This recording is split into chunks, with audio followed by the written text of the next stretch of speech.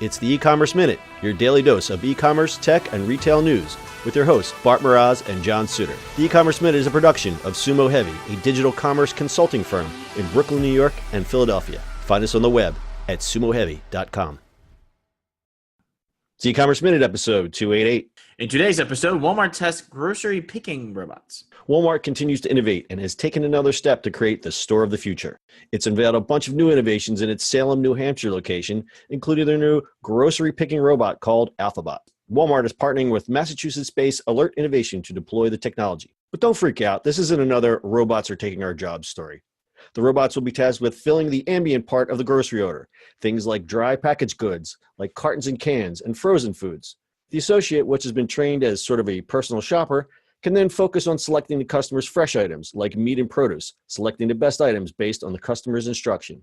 The automated technology will be installed in a 20,000 square foot extension connected to the store, which will also serve as the dedicated grocery pickup point with drive-through lanes for customers. They've also implemented the shelf scanner robots we've talked about, which passively scans the aisles and lets associates know which SKUs need to be replenished. As we said, these robots aren't here to take jobs away, but to save time and actually make the associates' jobs easier. Walmart, the nation's largest grocer, has actually been hiring more associates for grocery as it ramps up its efforts under stronger competition from Amazon and others. The robots are coming. I told you. Robots are coming. They're coming for us. It's another robot story. Well, because we don't have enough of those, right? Well, I had it was either a robot or a drone story. So, by the way, this is very some witching. Get it? Salem, New Hampshire. I see. So funny. I see what you did there. Well, I guess Walmart is doing all the things they should be doing, right? It's trying to automate the whole store. Yeah. Go ahead. The question is, why don't we just get stuff delivered? Why are we going to the stores?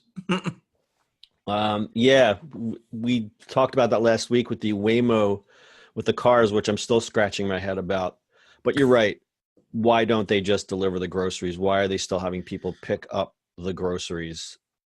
Right? And I still don't really see an answer to that.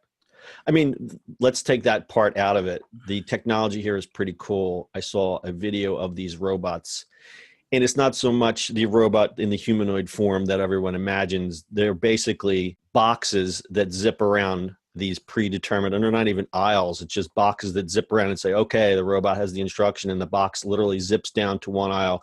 A carton falls into the box, and it zips to its next destination. I actually saw one of these at Shop Talk. They had it on the floor, and these things zip around really fast. And it's basically, imagine a grid, and the robot is just following an instruction to go on the grid. It gets to the end of the path, and then the associate takes the box. It's basically one of those like boxes you see in Amazon. In the Amazon, no, they're like a plastic box with a hinge lid. Yeah. That you see at the post office or whatever. You just take it off, and then that's the grocery order. And then I don't know if they put it in bags or how it actually gets to the customer, but it's done like that. And then basically what it's doing, it's saving an associate from walking the whole store with a cart. Instead, the associate is just going, okay, I need to get this meat order, and I need to get the celery, and I need to get the fresh avocados, and that's it. Right. So like it's kind of modeled after the Amazon warehouse, right? Correct. Because the robots in the Amazon warehouse kind of do that. Correct. And I like the fact that the associates deal with the perishables and the meats. I don't know. I mean, I'd rather go pick my own produce and meats because I'm weird like that. Yeah. I mean, it takes something to used to, right? So I was like you. I do like to because I cook. I like doing that. I like going to pick up my stuff, but eventually you get used to it where it's like it's delivered, there it is, and you kind of have to trust it a little bit. Yeah, I guess you kind of once you get soft to the idea of not having to go to the grocery store. So what's been your rate of let's just say satisfaction? Pretty good, actually, believe it or not. I mean, does it outweigh the I'd rather pick this avocado out myself? Yeah, so something like avocado, right? You can kind of judge it. Something like Fresh Direct, they're going to be under-ripened on purpose, right? So you get them and it takes a day to ripen. So they're usually under-ripened. Like same thing with bananas. They're going to be a little under-ripened so that you don't get, a ripe and some. So you don't get a ripe banana ready to eat that day. They know that, okay, we're going to send this unripened because who knows what's going to happen by the time it leaves their hands and gets to you.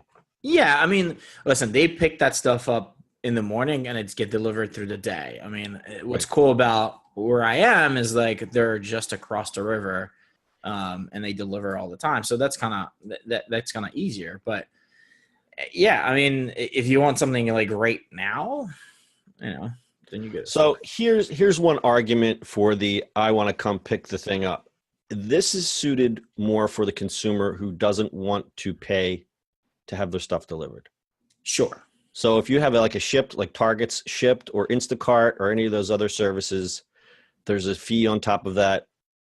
I think because we have the shop right around here and they have this to shoppers and you just go and you pick it up. This is basically just the same exact concept, just a little bit more on steroids. This talks more about the technology, but I think the type of consumer, it's the consumer that doesn't want to pay to have the thing shipped to their house.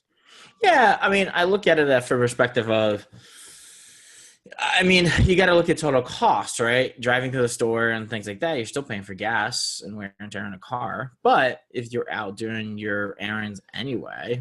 If you're out doing your errands, I think a lot of people don't take that into consideration. They just see that, oh, they want to charge me $2.99. I'm not paying that. And they don't. Yeah, but you spend more than money on a gallon of gas. There's the unseen cost, right? I got exactly. It. So the other thing that I read about this, they talk about this new concept called micro warehousing, where they're actually building a small warehouse attached to this test Walmart store, which all the groceries will be stored. So basically, that increases their efficiencies. It gets the product churned faster, so you don't have this giant warehouse full of food. You have this smaller warehouse, and the stuff is just moving through.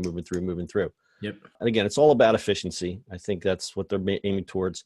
Walmart has been, as we reported, investing a lot in technology and other e-commerce firms. And I think they're really trying to play that catch-up game, as we said. We look at things like now they've got 2 robots in the store. Remember we talked about Project Kepler? Do you remember what that is? This is a quiz. Yeah. No. That's their Amazon Go type store. Oh yeah. Project Kepler. And that's in their secret, their secret incubator. I forget what it's called now. Gotcha. Yep. So it's all about efficiency, and the robots are called Alphabot. There's a cute little video on our website, ecommerceminute.co. Do you have anything else, Bart? I do not, sir. All right. That's your grocery e-commerce minute for the day. We'll see you on the internet tomorrow. That's it for today's show. If you like the show, do us a favor and subscribe, or leave us a review on iTunes. And don't forget, you can now listen to the e-commerce minute on your Amazon device. Just add e-commerce minute to your flash briefing. And finally, if you have a comment or suggestion, or just want to say hi, find us on social media @Sumo Heavy.